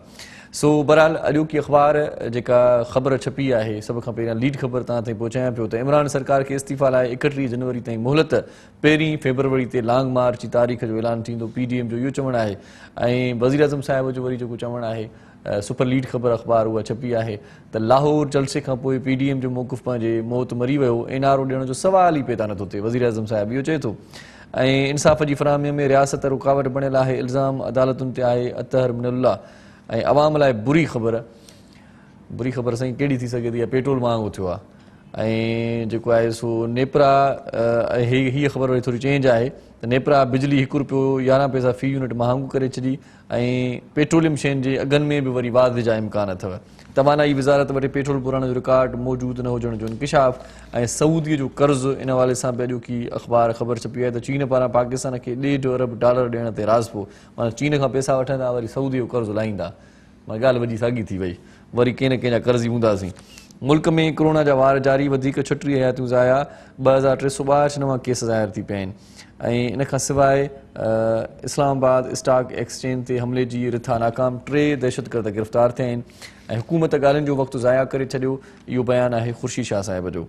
ऐं इन खां सवाइ अॼोकी अख़बार PDM जी इस्तीफ़ाउनि ऐं लॉन्ग मार्च सूदो समूरनि फ़ैसिलनि जी मंज़ूरी जे हवाले सां ख़बर छपी आहे. मरीम नवाज़, शाहिद खाकान ऐं ख़्वाजा आसिफ़ जी गॾियल सदारत हेठि नून लीग जी सेंट्रल वर्किंग कमेटीअ जो इजलास थियो. शोबिज़ वारे पेज ते निगाह विझूं था त शोबिज़ वारे पेज ते आलमी ख़बरूं बि आहिनि. शोबिज़ जूं ख़बरूं बि आहिनि. स्पोर्ट्स जूं ख़बरूं बि आहिनि. कुझु ज़राअत जूं ख़बरूं बि आहिनि. ऐं जीजल सितारा बि अॼोकी अख़बार जो हिसो आहिनि. तव्हांजो अॼोको ॾींहुं कीअं गुज़रंदो जेकॾहिं सितारनि ते माण्हू बिलीव करे थो, यकीन रखंदड़ माण्हू अॼोका सितारा बि पढ़ी सघनि था. अॼोकी अख़बार में उहे बि छपियल आहिनि. ऐं सिंध TV जे प्रोग्राम सलाम सिंध में ताजल बेबस जी वरसी मल्हाई वई. कालो को प्रोग्राम जेको असां कयोसीं उनखे बि अख़बार रिपोर्ट कयो आहे. सलीम ताज, शाइर, हिदायत बलोच, ॾूटरी, बाखला शहरी, अब्दुल वहाब सुमरो शिरकत कई. प्रोग्राम जे मेज़बाननि ताजल बेबस जूं सारियूं मां ई हुयुसि मेज़बान. इन करे मां पंहिंजो नालो जेको आहे उहो कटे छॾियो फ़िलहाल. सो बहरहाल अॼोकी अख़बार में ॿियूं बि इलाइक़ाई ख़बरूं आहिनि. ऐं कुझु तव्हांजे कम जूं सियासत जूं ख़बरूं बि आहिनि. शेख रशीद साहिब जा वॾा वॾा बयान इहे बि तव्हां पढ़ी सघो था. अॼोकी अख़बार में जेका तारीख़ लिखियलु आहे इस्लामी, उहा पढ़णु इंतिहाई लाज़मी आहे. दोस्त इंतज़ारु कंदा आहिनि त इस्लामी तारीख़ कहिड़ी आहे. 29 रबीउल सानी 1442 हिजरी. अंग्रेज़ी जेका तारीख़ आहे 15 डिसंबर 2020 ॾींहुं अंगारे जो आहे. सो वेझे हाकर खे चई छॾियो तव्हां ताईं रोज़ानी जीजल अख़बार पहुचाईंदो. तव्हां रोज़ पढ़ी सघो था. हिन वक़्तु हिकिड़ी ॿी शख़्सियत असांखे जॉइन कयो आहे. पाण सुठी तर्जिया निगारी बि कंदा आहिनि ऐं IT जा माना ईअं खणी चओ माहिर आहिनि. ऐं तमामु घणो उन्हनि जो कमु आहे. उन दोस्त सां पहिरियां बि असांजी मुलाक़ात थी हुई ऐं ख़ासि तौर ते लैपटॉप जे हवाले सां पाण तमामु घणी सुठी कचहरी कई हुईसीं. पर मुल्की सूरत हाल ते बि गहरी नज़र विझनि था. सुठा तर्जिया निगार बि आहिनि. भली कार चऊं था ताहिर रिज़वी साहिब खे. अस्सलाम वालेकुम. कैसे हैं ताहिर भाई? अल्लाह का शुक्र. ठीक है, सब अमन अमान. सबसे पहले तो ये बताइए क्या होने वाला है. ये PDM पहले कह रही थी कि दिसंबर में हुकूमत चली जाएगी, फिर जनवरी, फिर अब फरवरी में लॉन्ग मार्च करने जा रही है. सबसे पहले तो मैं ये कहूँगा अभी जो आपने तज्जिया किया अखबार का, उसमें एक चीज़ मुझे बहुत अच्छी लगी. आपने कहा आज इस्लामी 29 तारीख है. हम लोग इतने हट गए हैं कि मैं खुद अक्सर इस्लामी तारीख मुझे देखनी होती है तो मैं गूगल पे जाके देख रहा होता हूँ. और आपने एक बहुत अच्छी इन्फॉर्मेशन दी. हम इस्लामी मुल्क हैं. किसी से आपने इस्लामी, मैंने आपके मुंह से सुना है, वरना इस्लामी मुल्क में इस्लामी तारीख का कुछ जिक्र होता ही नहीं है. आज दिसंबर की क्या है, जनवरी की क्या है, फरवरी की क्या है. और वो डेटें जो है ना, वो जो डेटें देते हैं वो लोग अगर इस्लामी तारीख दें तो अल्लाह भी मदद करे. हमारे देते हैं फरवरी की तारीख, जनवरी की 31. सबसे पहले तो उनसे कहें इस्लामी तारीखें दें ताकि कोई अल्लाह मदद करे. इन तारीखों से कुछ नहीं होता. दूसरी बात है आपने तजिया PDM पे कहा. देखिए बात सुने, मैं बचपन से सुनता आया हूँ कि अगर छुरी खरबूजे पे कटे तब भी खरबूजा ही काटना है, और खरबूजा छुरी पे गिरे जब भी खरबूजा ही काटना है. PDM कोई भी तहरीक चलाती है, कुछ करती है, नुकसान आवाम का होना है. अच्छा, अगर गवर्नमेंट ये कहती है कि नहीं हमारी गर्दन में तो बिल्कुल सरिया है, हमें तो झुकना ही नहीं है, तो भी आवाम का नुकसान है. आवाम को कोई फायदा नहीं होना है, ना इससे होना है ना उससे होना है. आवाम के लिए एक ही है, अल्लाह बस वो दुआ करें अल्लाह फायदा नहीं होना है, रोना ही रोना है. या अल्लाह इन दोनों को नेक तौफीक दे. मेरा तजिया तो यही है. تو بہرحال کچھ نہ کچھ بہتری کی امید رکھتے ہیں, نیا سال بھی آنے والا ہے بالکل ظاہر ہے, کیونکہ یہ سال تو وائرس میں چلا گیا. وہ تو کہتے ہیں کہ پیوستہ شجر سے امیدیں باہر رکھ, اور ہم لوگ تو مسلمان ہیں, ایز اے مسلمان ہمیں تو ویسے لا تقنطوا من رحمت اللہ, کہ اللہ کی رحمت سے مایوس نہیں ہونا چاہیے. ہم تو اللہ کی رحمت کا انتظار کر رہے ہیں, لیکن اللہ کی رحمت بھی نازل ہوتی ہے جہاں اللہ کے فرشتوں کے کچھ اعمال اچھے ہوتے ہیں. اچھا اعمال ہمارے کیا ہیں اور ہم رحمت کا انتظار کر رہے ہیں. یہ بھی میں نے سنا تھا, بچپن میں سنا تھا, آپ بھی سہمت ہوں گے اس بات سے, کہ جب اللہ تعالیٰ ناراض ہو جاتے ہیں تو مسلط کر لیتے ہیں نااہل حکمران ان قوموں پر. اللہ جب ناراض ہوتا ہے تو بہت ساری چیزیں مسلط کرتا ہے, اور وہ پوری دنیا میں ہو رہی ہیں. لیکن میں تو یہ کہتا ہوں کہ اللہ تعالیٰ پوری دنیا سے ناراض ہے, ہم سے اکیلے سے نہیں ہے. جو اس وقت کورونا اور جس طرح کی وبا اور جس طرح کی چیزیں چل رہی ہیں, تو اس میں تو یہی ہے کہ بس اللہ جو ہے وہ سب سے ناراض ہے, کیونکہ سسٹم تو کہیں بھی صحیح نہیں چل رہا. ہم زیادہ ہیں, وہ کم ہے, وہ اس سے زیادہ کم ہے. تو کہنے کا مقصد یہ کہ عوام کے لیے کوئی نہیں سوچ رہا. سوچنا چاہیے عوام کے لیے کہ عوام کا بھلا کس میں ہے. وہ ایک انا کی جنگ ہے, ایک جنگ جو چلتی چلی آ رہی ہے. اور دیکھیں ہمیشہ یاد رکھیں, بڑوں کی جنگ میں نقصان ہمیشہ چھوٹوں کا ہوتا ہے. یہ جو جنگ چل رہی ہے نا بڑوں کی ہمارے یہاں, کہ انا کا مسئلہ بنا لیا ہے کہ نہیں ہم تمہیں رہنے نہیں دیں گے, ہم اتریں گے نہیں, اس چیز سے ہٹ جانا چاہیے. ملک بہت پیچھے چلا گیا ہے. صحیح جی ایسا وٹ چاہتا ہے صحیح وڑن انسان لتاڑ دین بوڑھا. مسئلہ یہی سائیں بھی ہی گال پہ کرے. تو کیا گولز رکھے ہیں ابھی نیو ایئر میں؟ آپ کا جو کام ہے خاص طور پر اس پہ آتے ہیں, تو کیا ہارڈ ویئر کا کام ہو رہا ہے, سافٹ ویئر کا کام ہو رہا ہے؟ ہارڈ ویئر سافٹ ویئر کا جو 35 سال سے 40 سال سے یہاں اشر ہوا ہے نا, وہی رہے گا. اس میں کوئی تبدیلی نہیں آ رہی, اس میں کوئی چینجز نہیں آئی ہیں, ویسے ہی چل رہا ہے سسٹم, ویسے ہی. مطلب دیکھیں میں نے آپ کو پہلے بھی بتایا تھا نا کہ ہارڈ ویئر کی سب سے بڑی بائر خود گورنمنٹ ہے. گورنمنٹ خود بائی کرتی ہے. ایک زمانے میں جب ریسیشن آیا تھا تو چائنا میں انہوں نے کیا کیا تھا, انہوں نے اپنے ملک کی روڈیں بنانی شروع کر دی تھی. باہر سے آرڈر نہیں آتے تھے, تو اب کہیں نہ کہیں سے تو پیسے کو سرکولیٹ کرنا ہے نا. انہوں نے اپنے ملک میں کام کرنا شروع کر دیا تھا, روڈیں بنانی شروع کر دی تھی, ملک میں ڈیولپمنٹ شروع کر دی تھی, اور انہوں نے اس طرح عوام کو روزگار دے کے ڈیولپمنٹ کی تھی. ایسے نہیں ہوتی نا, مجھے بتائیں اوپر سے اتریں گے پیسے, کسی دن بارش میں گرنے شروع ہو جائیں گے نوٹ, پاسبل نہیں ہے نا. ہمیں اپنی اسٹریٹجی کو چینج کرنا پڑے گا, ہمیں اپنے وسائل بڑھانے پڑیں گے, ہمیں اپنی سورسز بڑھانی پڑے گی, ہمیں کانسنٹریٹ کرنا پڑے گا کہ کہاں سے پیسہ ضائع ہو رہا ہے اور کہاں سے بڑھے گا. دیکھیں ایک بات یاد رکھیے گا ارشاد, ویری امپورٹنٹ, کہ to save the wastage of the money. Wastage of the money بہت امپورٹنٹ ہوتی ہے ارننگ آف دی منی کے مقابلے میں. آپ کرتے رہو, آپ کماتے رہو, ضائع کرتے رہو, کیا ہوگا فائدہ؟ جب تک آپ اپنی ویسٹیج ختم نہیں کرو گے آپ کی ارننگ کا کوئی فائدہ ہی نہیں ہوگا. آپ مجھے بتائیں کہ میں ادھر سے کماتا جاؤں ادھر سے ضائع کرتا جاؤں, کہاں سے میرے پاس بچے گا؟ 70 سال میں اس ملک کی ترقی نہ ہونے کا بڑا راز یہ ہے کہ کمائی بھی ہوئی ہے لیکن اس کو سنبھالا نہیں گیا. اگر سنبھالا گیا ہوتا تو آج یہ نہیں ہوتا جو آج ہمارے یہاں ہو رہا ہے. ویسٹیج ہو رہی ہے, تمام گورنمنٹ کہیں نہ کہیں پر لیکیج ہے, مطلب یہاں سے کہیں نہ کہیں نہیں ہے, پورے سسٹم میں لیکیج ہے. ہاں کہیں نہ کہیں نہیں ہے, یہاں پورے سسٹم میں, پورے سسٹم میں لیکیج ہے, ٹوٹل لیکیج بیس سسٹم ہے یہ. اور اس میں سب سے زیادہ سرکار کا حصہ ہے, سب سے زیادہ سرکار کا حصہ ہے. دیکھیں اربوں روپے کا بجٹ ہوتا ہے صحیح, اور اس میں کرپشن ہوتی ہے. تو آپ کیا کریں گے, ایک بلڈنگ آپ بنانے گئے, 5 کروڑ روپے کی بلڈنگ بنی ہے, 10 کروڑ بنی. اچھا میں کرپشن پہ میں تھوڑا سا نا یہ کہہ دوں کہ کرپشن ساری دنیا میں ہوتی ہے, لیکن وہ تھوڑا سا ڈھنگ سلیقے سے کرتے ہیں. اگر ہوتی بھی ہے نا تو ڈھنگ سلیقے سے ہوتی ہے ہر جگہ. ہمارے یہاں کرپشن کو, ہمارے کرپشن بھی نا اللہ میاں سے کہتی ہو کہ مجھے اس ملک سے نکال دو, یہاں مجھے شرم آتی ہے کہ مطلب مجھے یہاں پہ رکھا ہوا ہے. تو یہاں کرپشن اس بے ڈھنگے طریقے سے ہوتی ہے, اس غلط طریقے سے ہوتی ہے. کہ کیا ہوتا ہے, آپ 10 کروڑ روپے کا پروجیکٹ کرنے جا رہے ہیں, آپ نے 5 کروڑ کھا لیے, کوئی بات نہیں, 5 تو لگا دو. 5 میں پھر کیا ہوتا ہے, وہ چلتے چلتے اس میں 4 رہ جاتے ہیں, پھر 4 کا پھر ایک ڈیمانڈ آ جاتی ہے, 3 رہ جاتے ہیں, اینڈ میں وہ بالکل اس کا بیڑا غرق کر دیتے ہیں. میں آج کل ایک کروڑوں کی بات لاکھوں میں ایک کیمپین پہ کام کر رہا ہوں, اور یہ کیمپین میری ایک ہوتا ہے procurement regulating authority, PEMRA, notice ملتے ہیں نا, اس کی تقریر کیوں دکھا دی, اس کی تقریر کیوں دکھا دی, یہ کیوں بول دیا. ہاں آپ لوگوں پہ چینل والوں پہ کتنے جرمانے آتے ہیں نا, 10 لاکھ کا 20 لاکھ کا, ڈر رہے ہوتے ہوں گے کہ پتہ نہیں طاہر رضوی کو بلایا کل کوئی نوٹس نہ آ جائے. ہوتا ہے نا اس طرح چینلز پہ. ایک ڈپارٹمنٹ ہے پاکستان کا جس کا نام ہے پاکستان پروکیورمنٹ ریگولیٹنگ اتھارٹی. یہ سینٹرل گورنمنٹ کی ہے, اس کے ساتھ پھر سندھ جتنی گورنمنٹس ہیں ان کے اپنے ہیں, یعنی سندھ کا ہے تو اس کا نام ہے سندھ پروکیورمنٹ ریگولیٹنگ اتھارٹی, اسی طرح پنجاب کی, اسی طرح ہر جگہ. حال یہ اس ریگولیٹنگ اتھارٹی کا اربوں روپے کے فنڈ ضائع ہو رہے ہیں. یہ خود ترکیب بتاتے ہیں, سرکاری افسر ان کے پاس آتے ہیں, وہ کہتے ہیں مجھے ارشاد سے ٹھیکہ لینا ہے, ارشاد کو ترکیب بتائیں. یہ کہتے ہیں ایسا ایسا کرو, आप इस तरह तो नहीं करते, इस तरह करो। रेगुलेटिंग अथॉरिटी खुद बैठ के बता रही होती है कि करप्शन कैसे करनी है। इसमें लिख दो कि ये 3 कॉन्ट्रैक्ट होंगे, इस बंदे का इतना तजर्बा होगा, जो बंदा तुम्हें लाना है उसकी।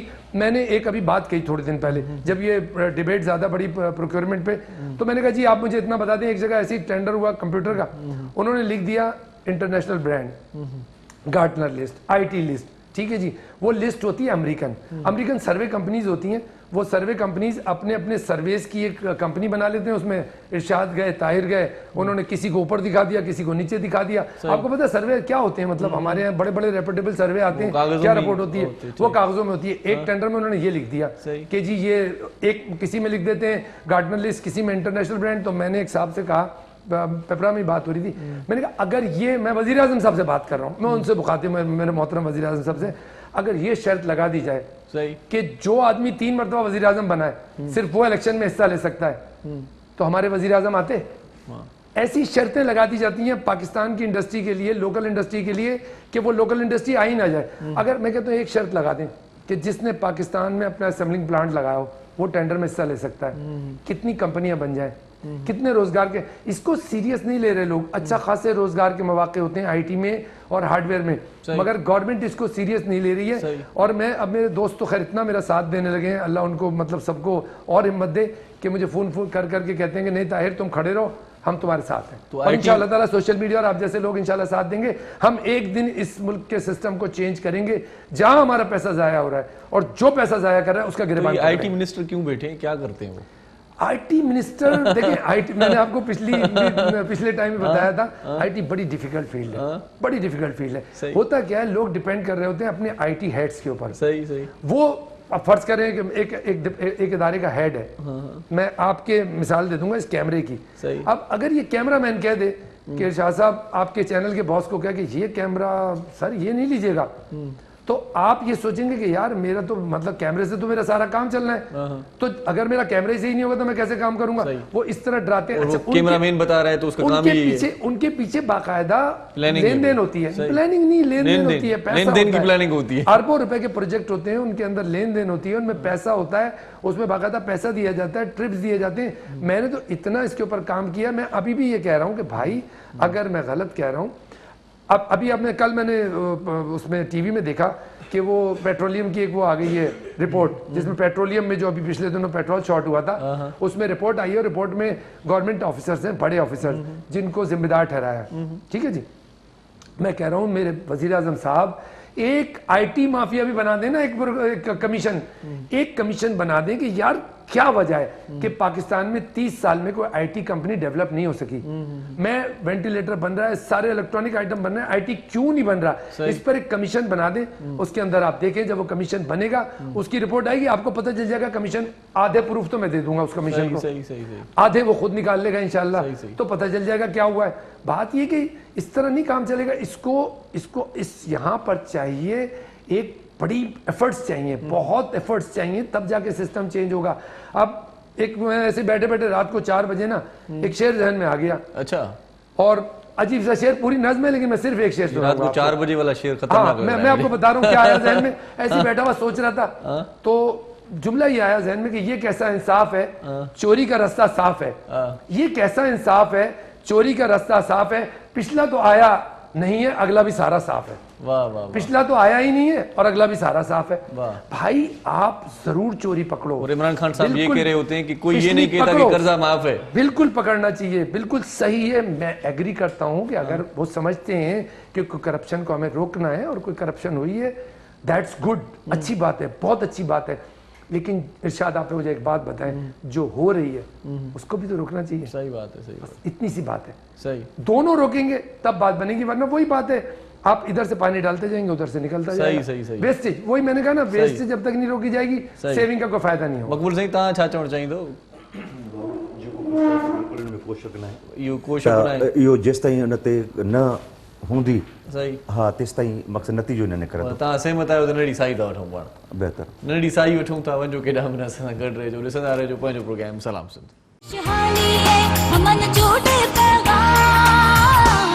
मुझे सिंध के सलाम सलाम सिंध, शहानी है अमन जोड़े पैगाम, मुझे सिंध के सलाम सलाम। जी भलीकार चऊं था तव्हांखे पंहिंजे प्रोग्राम सलाम सिंध में मौज़ महिमाननि सां कचहरी हले पई ऐं ख़ासि तौर ते ताहिर रज़वी साहिब जूं ॾाढियूं काराइतियूं ॻाल्हियूं मज़ेदार ॻाल्हियूं ऐं उहे ॻाल्हियूं जेकी तव्हां असां हूअं बि डिस्कस कंदा आहियूं पर अॼु डिस्कशन जेका थिए पई उहा वरी थोरी जारिहाना क़िस्म जी आहे त इन कचहरीअ में तव्हां ऐं असां सभई ॻंढियल आहियूं ऐं असां सां दोस्त जेकी ॿिया महिमान आहिनि नदीम शहज़ाद खत्री साहिब ऐं मक़बूल सुमरू साहिब असां सां गॾु मक़बूल साईं गुज़ारिश कयूं था त हिन लम्हे को सुहिणो गीत ॿुधायो त पोइ कचहरी असां वधीक अॻिते वधायूं था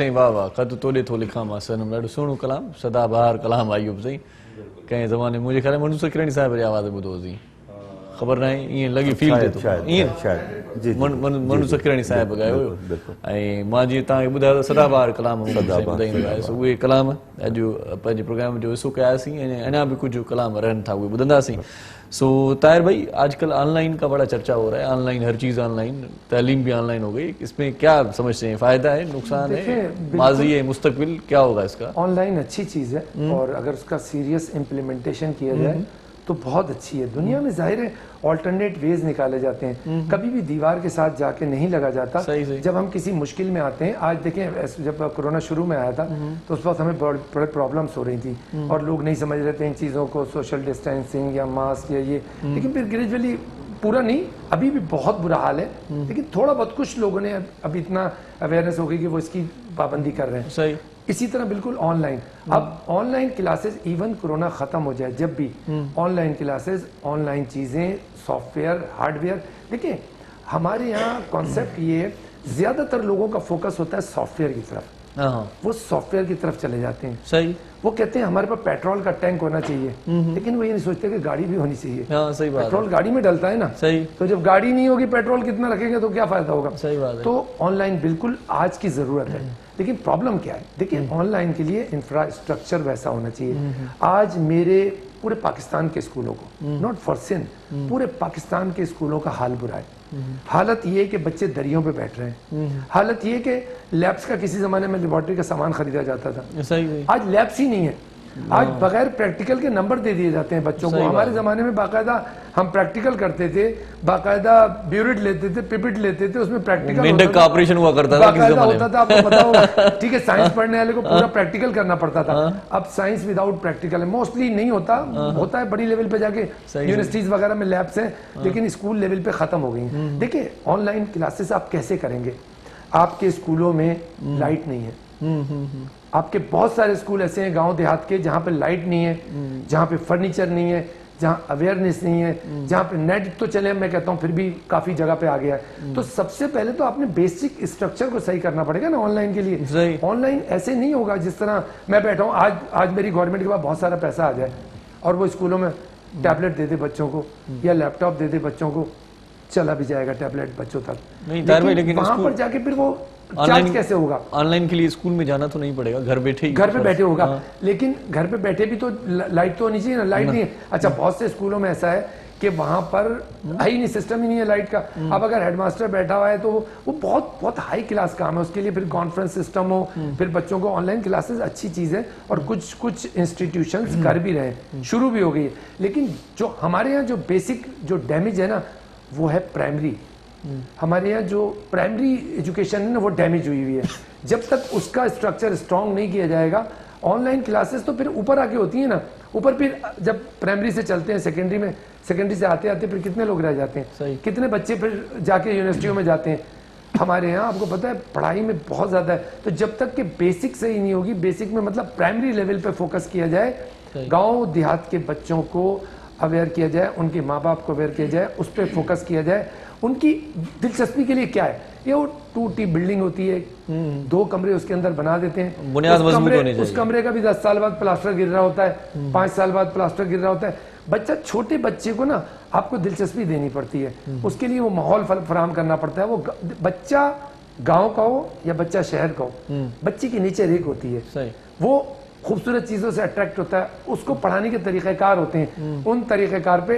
अभी तक अमल दरामद हमारे यहाँ नहीं हुआ है हमारे यहाँ वही मास्टर का डंडे वाला सिस्टम चल रहा है हमारे यहाँ मुर्गा बनाने वाला चल रहा है ठीक है जब तक ये मुर्गा बनाने वाला डंडे वाला ये सिस्टम नहीं खत्म किया जाएगा बच्चों को अवेयर कराया जाएगा प्राइमरी लेवल पे फोकस नहीं किया जाएगा ऑनलाइन क्लासेस इतना ज़्यादा फ़ायदा नहीं करेंगी। हमें अपने रूट से नीचे से जाके ना उसको मजबूत करना है। जब बच्चा पैदा हो उसको वहाँ से उसकी तालीम का जो है ना ख्याल करना है, तो उस सूरत में तालीम का मेयार ऊपर जाएगा, ऑनलाइन का फायदा होगा। वरना ऑनलाइन बड़ी क्लासों में तो ऑनलाइन कोई मसला नहीं, शहर में तो तमाम नेट मौजूद है, तमाम कंप्यूटर मौजूद है, लोग कर ही लेते हैं किसी तरह अफोर्ड। तो इसलिए मतलब उसको रूट में देखना है, रूट से जाके वो सही। खत्री साहब तव्हां ऑनलाइन हूंदा आहियो? बिल्कुलु एजुकेशन जे हवाले सां चैप्टर शुरू खणी पाण पढ़ूं कोन पर फेसबुक ते ऑनलाइन हूंदा आहियूं।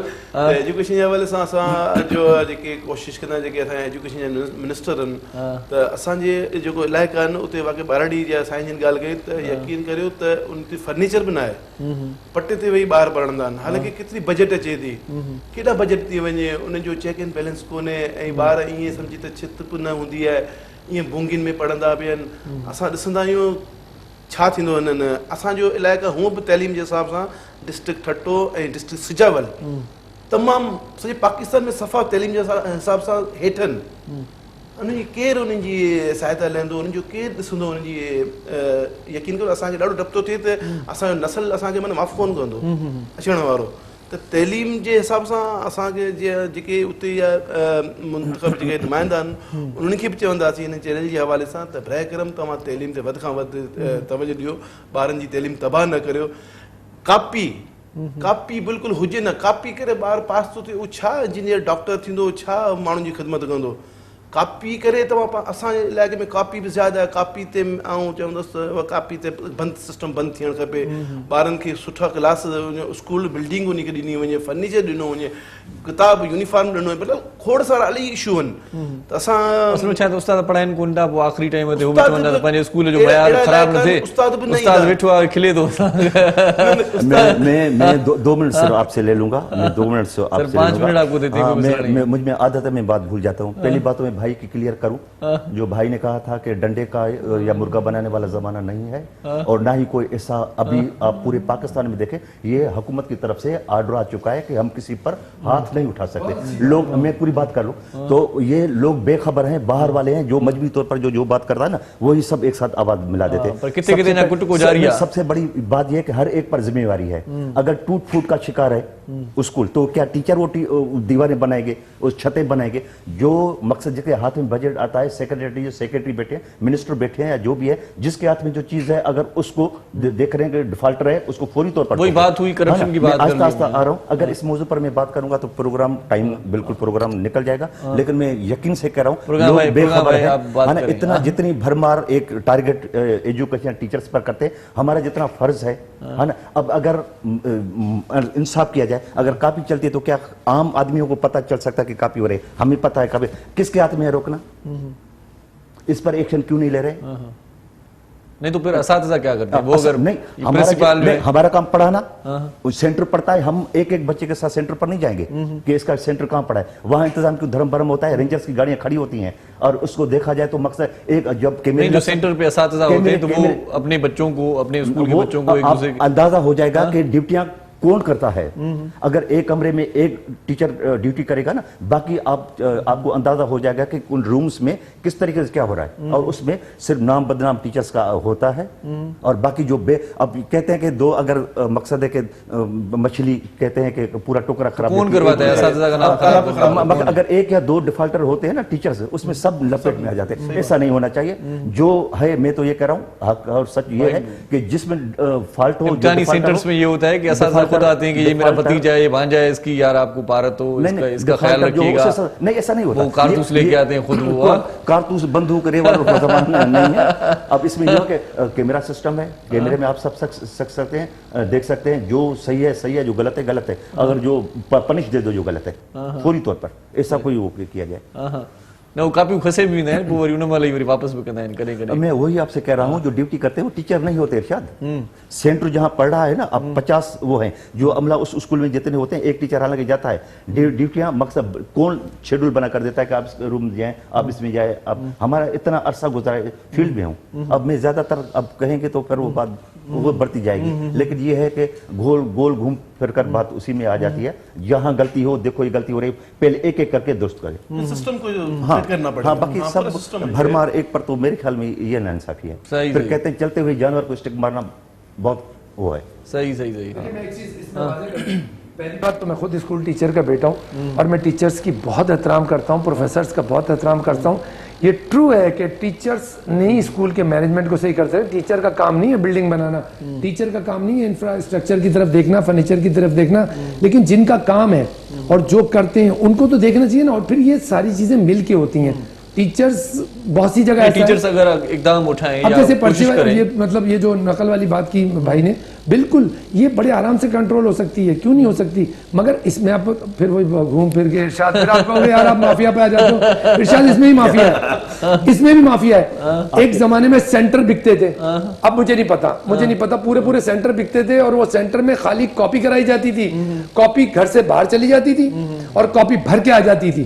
یہ دیکھیں ہمارے کیمرہ مین صاحب بھی اشارہ کر رہے ہیں کہ ایسا ہوتا تھا, مجھے اب نہیں پتا, I don't know about this time. یہ اس زمانے میں تھا, سینٹر بکتے تھے. تو مطلب یہ چیزیں ہوئی ہیں ہمارے یہاں. میں یہ نہیں کہہ رہا میں بھی اس معاشرے کا رکن ہوں, میں اس ملک کا شہری ہوں.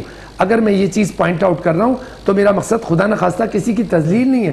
میرا مقصد یہ وہ لوگ آئیں جن کا اسٹیک بنتا ہے, وہ لوگ آئیں جن کی ذمہ داری بنتی ہے. میری بھی بنتی ہے. اگر میرا بچہ, ہماری ذمہ داری بنتی ہے کہ ہم بریک لے لیں, ضرور بریک لیں, مگر اس کے تو کام ہی نہیں چلے گا. ننڈی سائی وٹھوں تھا, پانچی ذمہ داری نبھائیں دے, موٹی وچوں تھا, ڈسندا رہجو. سلام سندھ. امن چوٹے پیغام مجھے سندھ کے سلام سلام سن.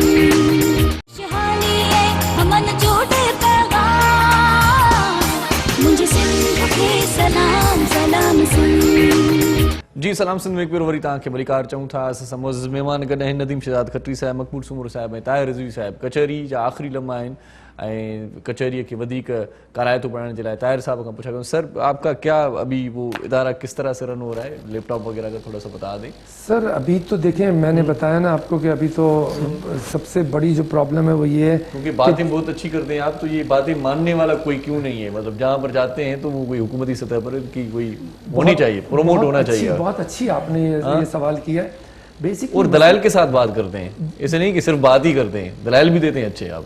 मेरा अपना ख्याल ये, शायद मैं इसको यूं कहूँगा कि मैं खुद भी एक दिन सोच रहा था कि मैंने मुस्तकिल अपीलें की हैं 2 साल से, मतलब 2 साल पहले भी अपील की थी वज़ीर आज़म साहब से, अभी भी मैंने अपील की है. उसके अंदर तमाम हमारे बड़े जितने भी हैं, चीफ जस्टिस साहब, chief of the army staff साहब, हमारे सदर साहब, हमारे वज़ीर आज़म साहब, सबसे मैंने दरख्वास्त की है कि मतलब आप इस तरफ थोड़ी सी तवज्जो दें, लेकिन वो नहीं दे पाते. तो उस पर मुझे एक चीज़ एक खुद मेरे जहन में आ रहा था कि हर एक सिस्टम होता है हर जगह का, तो क्या ऑफ कोर्स वज़ीर आज़म साहब के पास इतने मसाइल होंगे, वज़ीर आला के पास इतने मसाइल होते हैं, वाकई वो बहुत सी चीज़ों को नहीं देख पाते हैं, लेकिन क्या उनके नीचे जो ब्यूरोक्रेट बैठे हुए हैं, क्या जिनकी जिम्मेदारी भी मसाइल होता है भाई, लेकिन वो तो सिर्फ अहकामात जारी कर सकते हैं, कौन सा आके खुद करेंगे ये. हाँ, नहीं कर सकते वो खुद, लेकिन क्या वो ब्यूरोक्रेट जो देख रहे हैं कि ये हो रहा है, उनका भी तो कुछ फर्ज बनता है ना.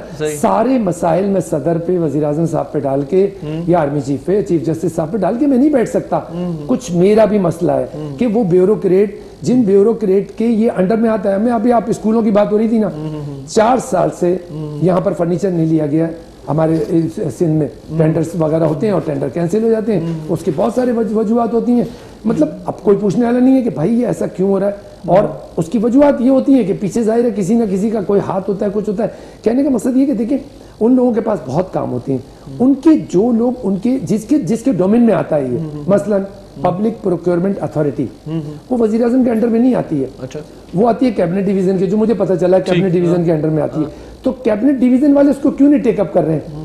अच्छा, ऐसा नहीं है कि रूल बुरे हैं, आप मजे की बात सुनिए कि रूल फिर भी बेहतर है, अमल दरामद नहीं है. रूल ये कहता है डिस्क्रिमिनेट एंड डिफिकल्ट कंडीशन नहीं होनी चाहिए, यानी ऐसी कोई शर्त जिससे किसी को निकाला जाए या किसी का रास्ता बनाया जाए, ये शर्त नहीं होनी चाहिए.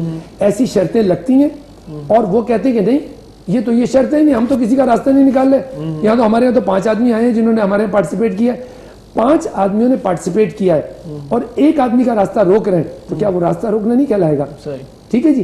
तो रूल्स मौजूद हैं, रूल्स में इम्प्लीमेंट नहीं हो रहा है और थोड़ी सी उसको ट्विस्ट किया जा रहा है. कुछ भी नहीं है ये मैटर जो मैं बता रहा हूँ, और मैं फिर पिछले प्रोग्राम में भी आपके मैंने कहा था कि ये एक कंपनी का मसला नहीं है. सही. ये कंपनी के मसले से बाहर निकल चुका है. अब ये मेरे मुल्क का मसला है.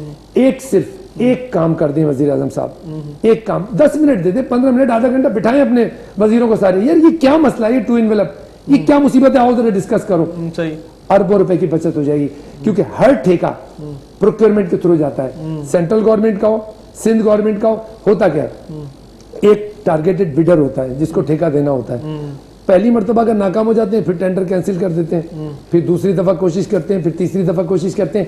اگر اس کو میرٹ پہ کر دیا جائے, میرٹ سے مطلب دنیا میں ہوتا ہے. اچھا طریقہ کار دو ہیں اس میں, ایک ہے سنگل اسٹیج ٹو انویلپ, ایک ہے single stage single envelope. Single stage single envelope میں کھل جاتا ہے فورن ریٹ, پتہ چل جاتا ہے ارشاد کے ریٹ کیا ہے, طاہر کے ریٹ کیا ہے, ان کے ریٹ کیا ہے. اس کے بعد اس کی ایولیوشن ہوتی ہے کہ بھائی ارشاد اگر اچھی کمپنی نہیں ہے, فرض کریں ارشاد کی کوئی ایسی چیز نکل آئی, آپ طاہر کو دے دو, لیکن ریٹ تو سارے آ جائیں گے نا سامنے. کرتے کیا ہے کہ اگر فرض کریں سب کے کھل جائیں گے تو پھر تو ریٹ سامنے آ گئے نا, پول کھل جائیں گے. پول ٹینڈر نہیں کھلتا, وہ پول کھلتا ہے.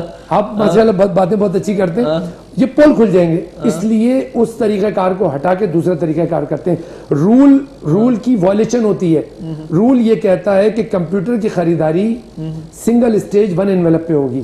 میں نے پروکیورمنٹ ایکسپرٹ سے پوچھا ہے, میں پورے وثوق کے ساتھ کہہ رہا ہوں کہ رول یہ کہتا ہے کہ کمپیوٹر کی پرچیز جو ہے اسٹیشنری کی اور فرنیچر کی, یہ جو جرنل پرچیز ہوتی ہیں, یہ ہونی چاہیے سنگل اسٹیج ون انویلپ. ہمارے یہاں استعمال کرتے ہیں سنگل اسٹیج ٹو انویلپ.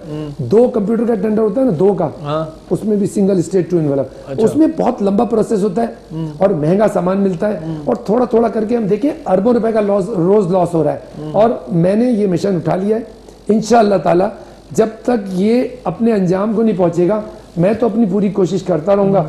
میری فیکٹری میں نے کہا یہ میٹر نہیں ہے, یہ فیکٹری سے آگے بات نکل گئی ہے, اب آ گئی میرے ملک کی. میں نے ابھی بھی آپ سے کہا بنا دے ایک آئی ٹی کمیشن.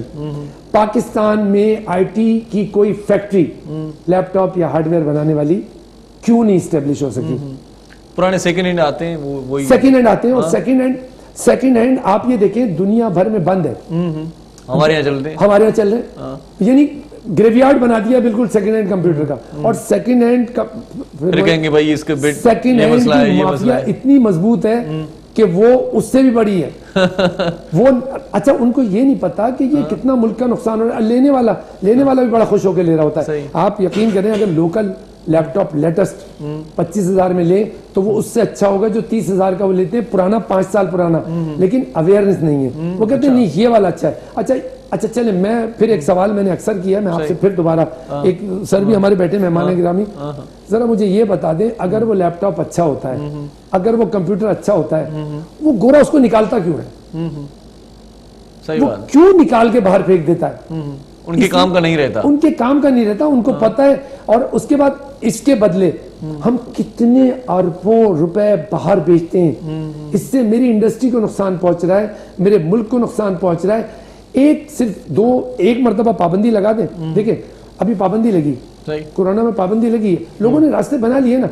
ابھی جب دکانیں بند ہو گئی تھی 4 مہینے کے لیے تو آن لائن سیل شروع ہو گئی تھی نا. لوگوں کو کوئی بھی چیز چاہیے ہوتی تھی آن لائن چلے جاتے تھے. بہت ساری کمپنیوں نے تو اپنے ڈسٹریبیوٹر شپ بھی ختم کر دیا, آن لائن سیل کر رہے ہیں. میں نے خود دیکھا ہے پینٹ کی 1-2 کمپنیاں, انہوں نے شاپ بند کر دی, گھر پہ ہی آن لائن آپ ہمیں آرڈر دیں ہم آپ کو دے دیں گے. تو جب یہ ہو سکتا ہے, جب آپ دیکھیں آپ کو پہلا اسٹیپ اٹھانا پڑے گا. پہلا اسٹیپ کڑوا ہوتا ہے. پہلا اسٹیپ یہ کہ آپ پابندی لگائیں گے, اس کے بعد خود ہی راستے, خود ہی اگر گھر کمپیوٹر نہ بننے شروع ہو جائیں. اور ارشاد پہلے بنتے تھے, مجھے کوئی بتا دے 15 سال پہلے 20 سال پہلے پاکستان میں کیا ہوتا تھا. کمپیوٹر یہاں اسمبل ہوتے تھے, بڑے بڑے ادارے لیتے تھے. اس کے بعد ہارڈ ویئر پہ پہلے دھیان تھا, ہارڈ ویئر پہ تھا. ہارڈ ویئر دیکھیں, hard where is most important. میں ہارڈ ویئر کے بارے میں آپ کو ایک بات بتاؤں. دیکھیں ہمیں کیا چاہیے, روزگار چاہیے نا. ہمارے ملک میں بے روزگاری ہے. اچھا بے روزگاری, ہمارے یہاں پڑھا لکھا طبقہ کم ہے, مزدور طبقہ زیادہ ہے. بالکل ٹھیک ہے نا. مزدور طبقے کو جو روزگار ملے گا نا وہ ہارڈ ویئر سے ملے گا. پڑھے لکھے کے لیے سافٹ ویئر ٹھیک ہے, وہ سافٹ ویئر سے ملے گا. دونوں اچھے ہیں. میں یہ نہیں کہہ رہا کہ ہارڈ ویئر کو ہم کنسنٹریٹ کرنا شروع کریں اور سافٹ ویئر کو چھوڑ دیں, نہیں, دونوں کو اس کا رائٹ دینا پڑے گا. ہارڈ ویئر کا فائدہ یہ کہ میرے ملک میں ہر صوبے میں لوگوں کو روزگار ملے گا. گورنمنٹ جو بائی کرے گی अरबों रुपए गवर्नमेंट खाली इस बात पे बचा लेगी कि वो लोकल असेंबल की शर्त लगा देगी जी जो लोकल देगा सिर्फ वही आप परचेज कर सकते हैं। एक सर्कुलर निकाल दे मिनिस्ट्री ऑफ इंडस्ट्री एक सर्कुलर निकाल दे कि आपको प्रेफर करना है, आपने इंटरनेशनल लेने नहीं, आपने लेने लोकल है। जो इंटरनेशनल इस वक्त कर रहे हैं ना जितने भी, ये खुद लोकल करना शुरू कर देंगे। सही चलिए, अल्लाह भला करेगा। हम तो भाई प्रोग्राम कर सकते हैं, हमारे पास नहीं, आप अच्छी कोशिश कर रहे हैं। अल्लाह सुनने वाले सुनते होंगे, जो करने वाले हैं वही कर सकते हैं। अल्लाह ताला से अच्छी उम्मीद रखनी चाहिए। मैं भी अच्छी उम्मीद पे निकला हूँ, आप भी अच्छी उम्मीद पे इंशाल्लाह कोशिश करें। बहुत शुक्रिया ताहिर भाई, बहुत शुक्रिया, बहुत मजा आता है आपके साथ गुफ्तगू करके, बहुत ही अच्छा लगता है हमें भी। थैंक यू सो मच, आप हमारे प्रोग्राम में तशरीफ़ लाए। ऐं मक़बूल साईं तव्हांजी वॾी महिरबानी, लख थोरा क़ीमती वक़्तु सीड़ाईंदा आहियो, टाइम ॾींदा आहियो, असांजे प्रोग्राम में ईंदा आहियो। आख़िर में तव्हां खां सुठो को कलाम ॿुधंदासीं।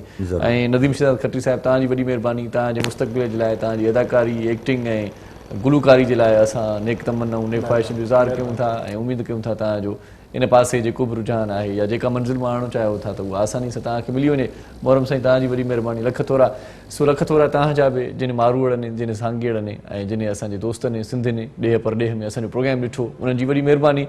हिते मोकिलायूं था, सुभाणे वरी हाज़ुर थींदासीं। ख़्यालु कजो पंहिंजो, पंहिंजनि प्यारनि जो, दिलि वारनि जो, घर वारनि जो, नंढनि ॿारनि जो, बीमारनि जो, बुज़ुर्गनि जो ऐं उन्हनि जो बि जिन जो ख़्यालु रखण वारो केर बि कोन्हे। इरशाद जागीरानी खे इजाज़त ॾींदा। टेक केयर, जिए लतीफ़, जिए मिठी ॿोली, सदाईं गॾु।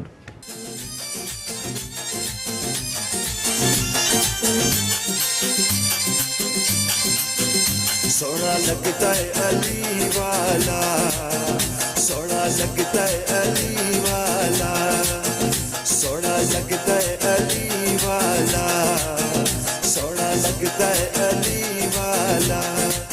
किसी भी मैदान में क्यों क्या सुन ले नहीं भजता अली वाला, सोना लगता है अली वाला, सोना लगता है अली वाला, सोना लगता है अली वाला। अली मौला मौला अली मौला, अली मौला मौला अली मौला। पाया अली मौला मौला अली मौला, अली मौला मौला अली मौला। मार के बोला साईं सितम आटियां देव के पाया, तेवर बदले लाल सकीते जोश शहबाज नु आया। बोदला किथे तू किथे तू किथे तू सजदा है अली वाला, सोना लगता है अली वाला, सोना लगता है। मेरा याद अली ता प्यारा मेरा नाना कमली वाला। अली मौला मौला अली मौला, अली मौला मौला अली मौला। मेरा याद अली ता प्यारा मेरा नाना कमली वाला। हसन अब्बास पीर ने मेरे मैं अकरमा वाला। चढ़ के मोदियां ते हुसैन बोले नाना इंज सजदा है अली वाला, सोना लगता है अली वाला, सोना लगता है अली वाला, सोना लगता है अली वाला। किसी भी मैदान में क्यों क्या सुन ले नहीं भजता अली वाला, सोना लगता है अली वाला, सोना लगता है अली वाला, सोना लगता है अली वाला। अली मौला मौला अली मौला, अली मौला मौला अली मौला, अली मौला मौला अली मौला, अली मौला मौला अली मौला।